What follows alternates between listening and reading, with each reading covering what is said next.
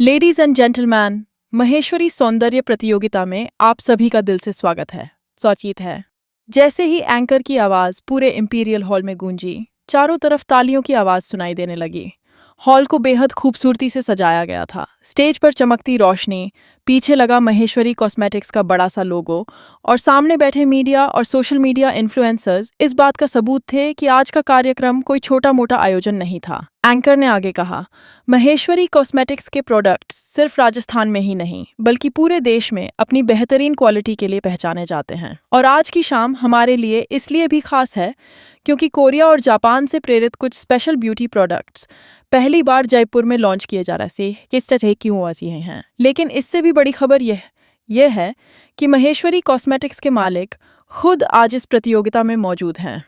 कैमरों का रुख तुरंत स्टेज के सामने बैठे खास मेहमानों की तरफ हो गया। तभी एंकर ने मुस्कुराते हुए कहा, तो आइए सबसे पहले हम स्वागत करते हैं मिस्टर निहाल माहेश्वरी का। तालियों के बीच निहाल खड़े हुए। उनके चेहरे पर आत्मविश्वास था, लेकिन आंखों में अपने शहर के लिए एक अलग ही अपनापन नजर आ रहा था। एक पत्रकार ने तुरंत सवाल किया, मिस्टर माहेश्वरी, इतने सालों बाद आपने जयपुर में अपनी कंपनी की ब्रांच शुरू करने का फैसला अचानक क्यों लिया? निहाल ने कुछ पल चुप रहकर सामने बैठे लोगों को देखा और फिर शांत आवाज में कहा, जयपुर हमारे लिए सिर्फ एक बाजार नहीं है, यह हमारी जन्मभूमि है। इस शहर ने हमें पहचान दी, हमें आगे बढ़ने का मौका दिया। आज हम जहां भी हैं उसमें इस मिट्टी का बहुत बड़ा योगदान है। इसलिए हमें लगा कि अब वक्त आ गया है कि हम वापस लौटें और अपनी जन्मभूमि का कर्ज अपने तरीके से चुकाएं। उनकी बात सुनकर कई लोग तालियां बजाने लगे, लेकिन भीड़ में बैठी कुछ महिलाओं की नजर निहाल पर ही टिक गई थी। एक महिला ने अपनी सहेली से धीरे से कहा, इतना बड़ा कारोबार और इतनी कम उम्र, अगर मेरी बेटी की शादी इनसे हो जाए तो समझो उसकी जिंदगी बन जाए। दूसरी महिला हंसते हुए बोली, अरे पहले पता तो करो कि इनकी शादी हुई भी है या नहीं। इसी बीच एक और पत्रकार ने सवाल किया, सर, आपकी कंपनी कॉस्मेटिक प्रोडक्ट्स बनाती है, आपके हिसाब से खूबसूरती में कॉस्मेटिक्स की कितनी अहमियत है? निहाल मुस्कुराए और बोले, मेरे हिसाब से कॉस्मेटिक प्रोडक्ट्स खूबसूरती पैदा नहीं करते बल्कि इंसान के अंदर मौजूद खूबसूरती को निखारते हैं। जैसे किसी खूबसूरत पेंटिंग को सही फ्रेम और सही रोशनी उसकी खूबसूरती को और उभार देती है, वैसे ही अच्छे प्रोडक्ट्स इंसान की अपनी खूबसूरती को बेहतर तरीके से सामने लाने का काम करते हैं। और जब इंसान खुद को लेकर अच्छा महसूस करता है तो उसका आत्मविश्वास भी बढ़ता है। उनकी बात खत्म होते ही फिर तालियां बजने लगीं। लेकिन उसी वक्त इंपीरियल हॉल के पीछे से एक लड़की तेजी से अंदर आई। वह थी रुचिता। उसके हाथ में मेकअप का बड़ा बैग था और चेहरे पर घबराहट साफ दिखाई दे रही थी। वह बार बार पीछे मुड़कर देख रही थी, जैसे डर रही हो कि कहीं कोई उसका पीछा तो नहीं कर रहा। उसके फोन पर अचानक कॉल आई। हेलो जानवी दी। दूसरी तरफ से जानवी की घबराई हुई आवाज आई, रुचिता, तू कहाँ पहुंची? मैं कब से तेरा इंतजार कर रही हूँ। रुचिता ने धीमी आवाज में कहा, मैं इंपीरियल हॉल पहुंच गई हूँ, लेकिन जानवी दी, मुझे अच्छा नहीं लग रहा। हम जो कुछ भी कर रहे हैं वो बड़ी नानी से छुपाकर कर रहे हैं। अगर उन्हें पता चल गया तो बहुत बड़ा बवाल होगा। जानवी ने तुरंत कहा, तू बड़ी नानी की चिंता मत कर, वो सब मैं संभाल लूंगी। तू बस जल्दी से ग्रीन रूम में आ। रुचिता ने गहरी सांस ली और कहा, जानवी दी, आपको पता है ना, अगर उन्हें पता चला कि आपने उनकी मर्जी के खिलाफ यहाँ आकर कंपटीशन में हिस्सा लिया है तो वो आपको कभी माफ नहीं करेंगी। जानवी ने कुछ पल चुप रहने के बाद कहा, मुझे पता है, लेकिन ये मौका मेरे लिए बहुत जरूरी है। मैं जिंदगी भर बड़ी नानी के डर से अपने सपनों को नहीं छोड़ सकती। बस एक बार मुझे अपनी काबिलियत साबित करने का मौका चाहिए। फोन कट गया। जानवी ने सामने शीशे में खुद को देखा और धीरे से कहा, खाटू जी, आज सब कुछ आपके भरोसे है, सब बेरोई से है, बस मेरा साथ देना। तभी पीछे से किसी ने आवाज लगाई, मैडम, मीडिया और इन्फ्लुएंसर्स की पूरी लिस्ट तैयार है, सभी लोग टाइमलाइन के हिसाब से पहुंच चुके हैं। जानवी ने तुरंत खुद को संभाला और कहा, ठीक है, बस सब कुछ समय पर होना चाहिए। आज की शाम में कोई गलती नहीं होनी चाहिए। लेकिन उसे क्या पता था कि सबसे बड़ी गलती अभी होने वाली थी। उधर रुचिता ग्रीन रूम में पहुंची ही थी कि उसने देखा जानवी बाकी प्रतिभागियों के साथ बैठी हुई थी। जानवी ने उसे देखते ही देसी राहत की सांस ली। थैंक गॉड, रुचिता, तू समय पर आ गई। तुझे पता है यहाँ कितने बड़े बड़े इन्फ्लुएंसर्स आए हैं, हमें उनका मेकअप करने का मौका मिलेगा। ये मेरे लिए बहुत बड़ी अपॉर्चुनिटी है। रुचिता खुशी से बोली, जानवी दी, मुझे पूरा विश्वास है कि ये कॉम्पिटिशन आप ही जीतेंगी। आप सबसे अच्छी हैं कि वो अच्छी हैं। जानवी मुस्कुराई, लेकिन तभी बाहर से एक कड़क आवाज आई, जानवी। उसके चेहरे का रंग उड़ गया। रुचिता ने डरकर उसकी तरफ देखा। बड़ी नानी? कुछ ही सेकंड में बड़ी नानी वहां पहुंच गईं और उन्होंने जानवी का हाथ पकड़ लिया। तुम्हें लगता है मैं तुम्हारी हरकतों से अनजान हूं? घर से बिना बताए यहाँ चली आई? जानवी ने हाथ छुड़ाने की कोशिश करते हुए कहा। बड़ी नानी प्लीज, ये कंपटीशन मेरे लिए बहुत जरूरी है।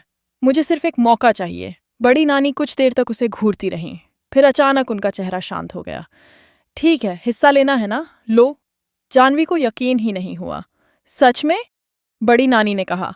हाँ, लेकिन मेरी एक शर्त है। जानवी का चेहरा फिर तनाव में आ गया। कैसी शर्त? बड़ी नानी ने रुचिता की तरफ इशारा करते हुए कहा। तुम इस प्रतियोगिता में रुचिता के कपड़े पहनकर हिस्सा लोगी। जानवी हैरान रह गई है कि क्या? रुचिता के कपड़े? लेकिन नानी, ये कपड़े मेरी पर्सनैलिटी को बिल्कुल सूट नहीं करते। बड़ी नानी ने साफ शब्दों में कहा। अगर प्रतियोगिता में हिस्सा लेना है तो इन्हीं कपड़ों में लेना होगा, वरना अभी मेरे साथ घर चलो। जानवी के पास कोई रास्ता नहीं था। उसने रुचिता की तरफ देखा। रुचिता भी समझ गई कि अब उसे अपनी बहन की मदद करनी होगी। दोनों जल्दी से वॉशरूम में गईं और कपड़े बदलने लगीं। कुछ देर बाद जानवी बाहर आई तो वह खुद भी थोड़ी असहज लग रही थी। उसने दुपट्टा संभालते हुए कहा, रुचिता, मैं ये सब कैसे संभालूंगी? मुझे बिल्कुल कंफर्टेबल नहीं लग रहा। रुचिता ने मुस्कुराकर कहा, आप बस कॉन्फिडेंस रखिए, कपड़े नहीं आपकी काबिलियत आपको जीताएगी। जानवी ने उसे गले लगा लिया और कहा, तू सच में मेरी सबसे अच्छी बहन है बकी। लेकिन तभी बाहर से प्रतियोगिता शुरू होने की घोषणा होने लगी। जानवी ने अपना मेकअप किट उठाया और कहा, रुचिता, मेरा सारा सामान लेकर स्टेज के पास आ जाना।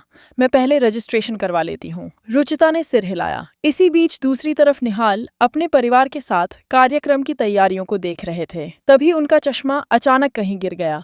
उन्होंने नीचे झुककर उसे तलाशना शुरू किया। उसी वक्त रुचिता वहां से गुजरी और अनजाने में वह चश्मा उसके पैर के पास आकर रुक गया। उसने चश्मा उठाया और पीछे से आवाज ऐसी आई, एक्सक्यूज मी। रुचिता ने पलटकर देखा। सामने निहाल खड़े थे। निहाल ने तुरंत कहा, वो चश्मा मेरा है। रुचिता ने सहजता से चश्मा उनकी तरफ बढ़ा दिया, लेकिन निहाल की नजर उसके हाथ में पकड़े एक छोटे से महंगे ईयर पीस पर पड़ी। उनके चेहरे का भाव अचानक बदल गया। ये तुम्हारे पास कैसे आया? रुचिता कुछ समझ पाती उससे पहले निहाल ने कहा, तुमने मेरा ईयर पीस उठाया है? रुचिता घबरा गई। नहीं, मैंने चोरी नहीं की, ये मुझे वहां जमीन पर मिला था। निहाल की आवाज सख्त हो गई। अगर चोरी नहीं की तो खुद से वापस क्यों नहीं किया? रुचिता ने समझाने की कोशिश की। मैं आपको ढूंढ ही रही थी। लेकिन निहाल ने उसकी बात पूरी होने से पहले कहा, आजकल कुछ लोगों को मेहनत से ज्यादा शॉर्टकट पर भरोसा होता है, कम समय में ज्यादा हासिल करने की आदत। सच कहूं तो ये देखकर बहुत निराशा होती है। रुचिता की आंखों में आंसू आ गए। वह जवाब देना चाहती थी, लेकिन शब्द जैसे गले में अटक गए। तभी रूहान वहां पहुंचा। उसने अपनी बहन के चेहरे पर आंसू देखे तो गुस्से में निहाल के सामने आ गया। आपने मेरी बहन से किस हक से इस तरह बात की? रुचिता ने तुरंत उसका हाथ पकड़ लिया। भैया रुकिए, उन्हें गलतफहमी हुई है, रूहान ने कहा। गलतफहमी हुई है तो इसे सफाई देने का मौका भी तो देना चाहिए था। फिर उसने रुचिता की तरफ देखकर कहा, देख रुचिता, जिंदगी में हर बार कोई दूसरा तेरी लड़ाई नहीं लड़ सकता। मैं हमेशा तेरे साथ खड़ा रह सकता हूँ, तेरा सहारा बन सकता हूँ, लेकिन तेरी इज्जत के लिए आवाज़ तुझे खुद उठानी होगी। आज अगर तू चुप रही तो लोग अपनी बनाई कहानी को सच मान लेंगे। इसलिए जा और उसे बता कि सच क्या है। रुचिता ने आंसू पोंछे और पहली बार उसके चेहरे पर डर की जगह आत्मविश्वास दिखाई दिया। उसने धीरे से कहा, हाँ भैया, आज मैं खुद जवाब दूंगी। लेकिन तभी मंच से आवाज आई, अब वह पल आ चुका है जिसका हम सभी को बेसब्री से इंतजार था। महेश्वरी ब्यूटी कंपटीशन अब कुछ ही पलों में शुरू होने वाला है। सबसे पहले हम स्वागत करेंगे उन खास इन्फ्लुएंसर्स का जो आज हमारे प्रतिभागियों के हुनर को दुनिया के सामने लाएंगे। तालियों से पूरा हॉल गूंज उठा। फिर एंकर ने कहा, और अब उस शख्सियत का स्वागत कीजिए जिनकी सोच और विजन की वजह से आज का यह शानदार कंपटीशन संभव हो पाया है। मिस्टर निहाल माहेश्वरी।